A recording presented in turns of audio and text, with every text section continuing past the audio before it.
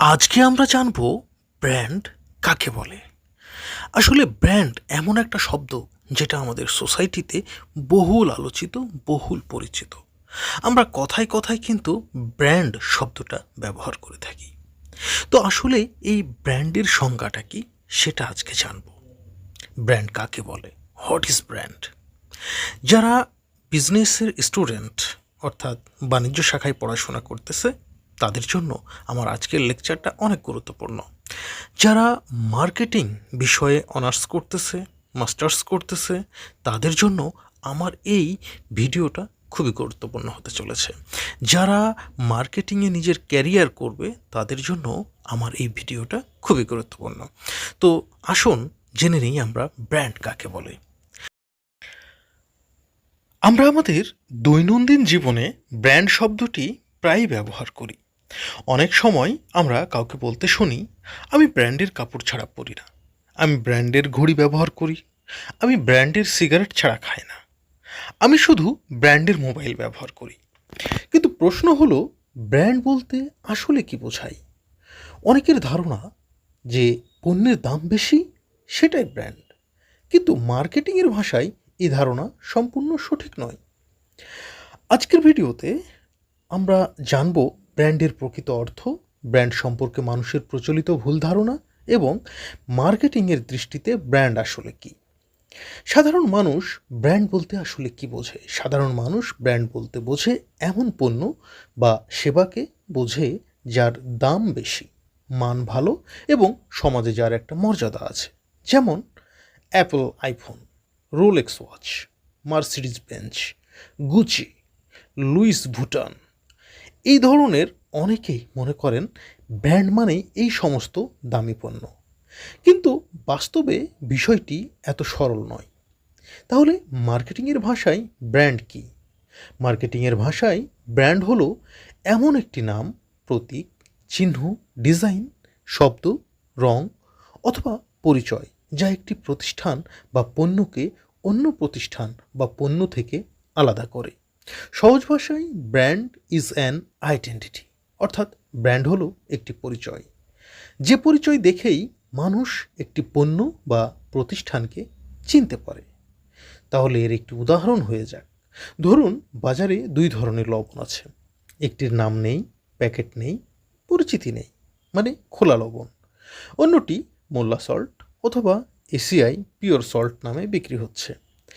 দুটির ভেতরেই লবণ একই ধরনের হতে পারে, কিন্তু মানুষ দ্বিতীয়টিকে বেশি বিশ্বাস করবে, কারণ সেই নামটি একটি পরিচয় তৈরি করেছে। সেই পরিচয় হলো ব্র্যান্ড। এখন কথা হচ্ছে, দামি না হলেও ব্র্যান্ড হতে পারে কি? অনেকেই মনে করে ব্র্যান্ড মানেই বিলাসবহুল পণ্য। এটি একটি ভুল ধারণা। উদাহরণ, প্রাণ, আরএফএল, ফ্রেশ, তীর, আড়ং, বসুন্ধরা, এগুলো সবই ব্র্যান্ড, কিন্তু এদের সব পণ্যের দাম আকাশ ছোঁয়া নয়। অর্থাৎ every luxury product may B A brand, but every brand is not a luxury product.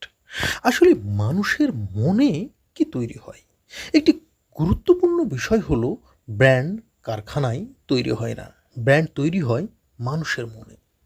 যখন কোনো নাম শুনে মানুষের মনে এমন একটি নির্দিষ্ট ধারণা তৈরি হয়, তখন সেটি ব্র্যান্ডে পরিণত হয়। যেমন অ্যাপল মানেই মানুষ মনে করে একটা innovation, Toyota reliability, Coca-Cola refreshment, Walmart low price, Daraz online shopping.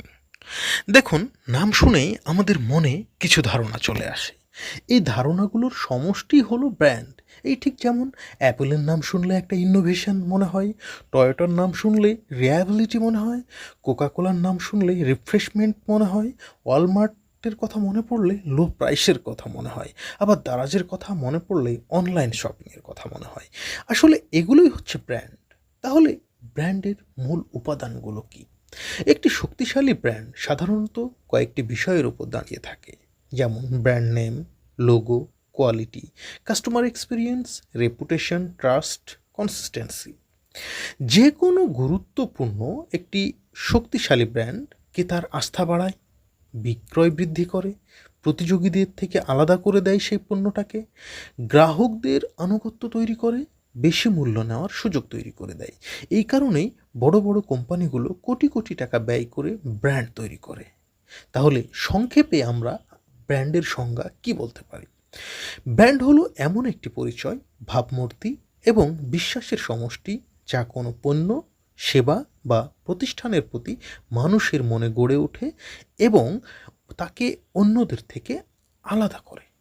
তাহলে আমরা সর্বশেষ বলতে পারি, ব্র্যান্ড মানেই শুধু দামি পণ্য নয়, ব্র্যান্ড হলো একটি পরিচয়, একটি প্রতিশ্রুতি এবং মানুষের মনে গড়ে ওঠা একটি ধারণা। এটি 100 টাকার পণ্য হতে পারে, আবার 10 লক্ষ টাকার পণ্যও হতে পারে। দামের চেয়েও গুরুত্বপূর্ণ হলো মানুষ সেই নামটিকে কিভাবে দেখে এবং কতটা বিশ্বাস করে। এই হলো ব্র্যান্ডের প্রকৃত ধারণা। তো শিক্ষার্থী বন্ধুরা, আপনাদের জন্য যদি ব্র্যান্ড নিয়ে আরও কোনো কোশ্চেন থাকে অবশ্যই আপনারা কমেন্ট বক্সে কমেন্ট করবেন। ইনশাল্লাহ পরবর্তী ভিডিওতে ডিটেলস জানিয়ে দেওয়া হবে।